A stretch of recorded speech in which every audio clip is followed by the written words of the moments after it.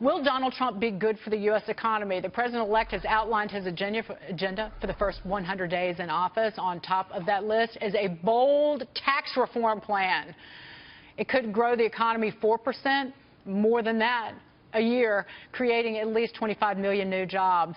The question is, can Trump and his advisors deliver?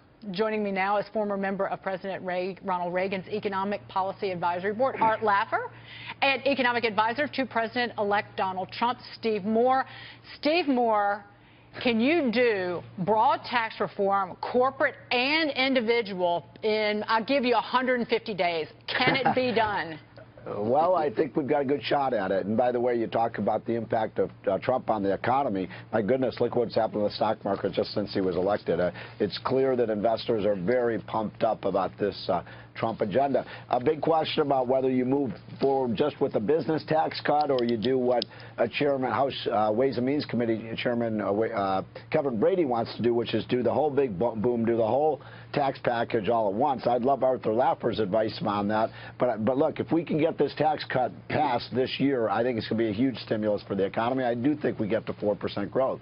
Art, Steve Moore is on the record as talking, at least initially, and you can correct me if I'm wrong, about doing the corporate tax cut by itself first because it would be quick to move on. Do you do the whole thing together, individual and corporate, or do you separate them? Go. If you can do it all together, that would be wonderful, wonderful, Dagan. But if it takes a lot longer to do the personal, I just do the corporate right away and then go back and do the personal later. I mean, I agree with Steve totally on this. And there's also the expensing of capital purchases. The estate tax should be done in the first day. I mean, there's no tax more disgusting than the estate tax. It's just revolting. But I think we should do it as fast as we can if it takes breaking into pieces, like Steve said, or if it takes it together. And I'm just relying on Steve because, as you know, Dagan, Steve is very, very important in this transition. And despite him having a little frog in your throat, Steve, you got a little hoarseness, don't you? Too much yelling in these meetings. But was it a football game, or was it? It can no longer be yelling at liberals because that's not in the cards anymore. Well, just to be very serious about this for a minute, we look at what happened when you guys put the Reagan tax cut through. You signed that into law in August, right, of the first year in office. Yes. And once that tax cut really kicked in, we saw unbelievable growth, Dagan. We saw quarters of 5, 6, 7, 8% growth. So all these people who say, oh, gosh, we can never get to 4% growth, I don't know what they're talking about. I mean, we had unbelievable years of growth when we had the Reagan tax cut. I think we can do the same thing. It's just a question of how fast we can get it done. But you look, Dagan, at the plan that Donald Trump put together and the plan that Paul Ryan and Kevin Brady put together in the House, there's very little difference. We think we can reconcile those differences in a couple of weeks, Arthur, and then move it to the Senate, get it through. I'd like to see it done with Democratic votes the way you did it in 1981, so you have some sustainability and some buy-in from Democrats. Yeah, I think we could get it with Democrats because, frankly, there's a group of 52 Democrats, sort of the blue dog group, and they don't mind our tax bill at all as long as we're willing to work with them and make it happen. And I think that's really an important point, Steve. Let's get some Democrats on board so it's really bipartisan. And Art, you're talking about the broad tax reform that includes the individuals, right? That's what you're talking about. Well, if you break them apart, the problem with 1981's tax bill, Dagan, was that we phased in the tax cuts. And if you know they're going to cut taxes next year, what do you do this year? You defer all the income you can till next year. And we caused the 81-82 recession by phasing in and delaying tax cuts. This administration should not make that mistake. Kennedy made the mistake. Harding and Coolidge made the mistake. Reagan made the mistake. God, I hope Trump does not make the phase-in a mistake. And one thing I'll point out, and Art, you can respond to this, is that if you cut corporate taxes, but then what about the small businesses who are taxed at the individual level? You want to hand out the goodies, so to speak, to all business owners. Yes, you sure do. And what Steve says is correct. And the pass-through one, which would put their tax rates at 15% as well, I think is very, very important. But, you don't have to do everything in one big gobble, Dagan. If you can get these corporate tax cuts and expensing and then state tax and some of these others right away, repeal of Obamacare, undoing a lot of those executive orders, if you could do that in the first 60 days, let's do it and then do the next one. Brady and Ryan by and have great proposals and plans.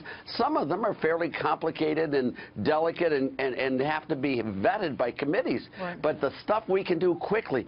Don't make the mistake of waiting 2 years and then doing something, because then you'll have a hell of an economy and you'll be fighting uphill battles all the way. Well, Steve, Megan, just to be clear on one thing. Yes. When we're talking about doing the business tax cut possibly first, that would include the tax cut for the small businesses. I mean, every meeting I've been in, Arthur, with Donald Trump, he has said, when we do this business tax cut, I want it to be for the 26.5 million small businesses in this country. I love that when he said it. It was music to my ears. Well, that would be that makes it sound like that you got to do the whole kit and caboodle at one time. Well, but then you do the individual for personal income taxes, you do for workers, and obviously we want to deliver a big tax cut for working class people as well.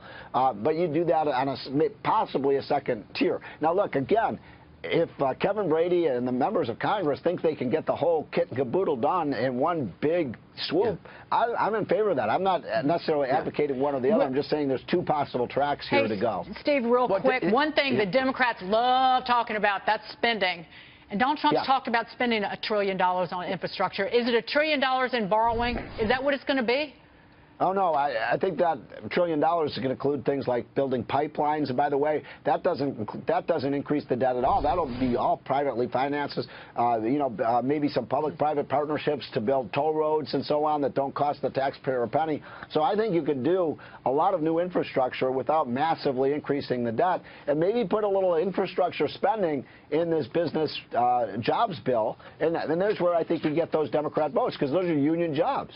Yeah, Art, I'm going to give you the final word. Go ahead. Yeah, I want to say, Dagan, throughout these years I've been watching you on TV, you've always talked about government spending and infrastructure with an eye to it being damaging. You are correct. The only way infrastructure spending makes any sense is if the products make the economy more efficient. Right. Just remember, every dollar the government spends, they take from someone else. Yes. This is not a jobs bill. This makes our economy more efficient. So I would love it if they'd stop talking about jobs and start talking about making the government sector and capital stock more efficient and not jobs. That's why it always stuck in my throat. You're the best on that, Dave. You really are. Arthur, remember what our old friend Milton Friedman used to say. There ain't no such thing as a free lunch. If the government spends a dollar, it has to come from the private sector. I'm for what's the line? I'm from the government. Taxation. What's the line? I'm from the government and I'm here to help. Run when they say that. Run. Art, Steve, love to you both. Happy Thanksgiving, happy holidays. We want to see you often. Thanks. Thank you.